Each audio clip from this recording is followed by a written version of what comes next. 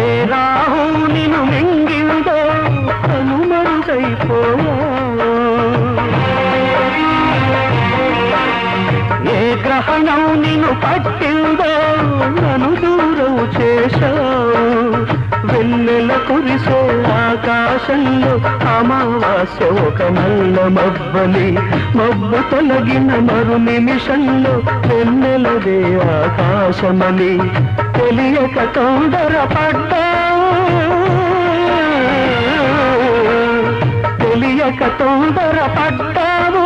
ఈ ప్రశ్నకు బదులేమిస్తావు, ఈ ప్రశ్నకు బదులేమిస్తావు?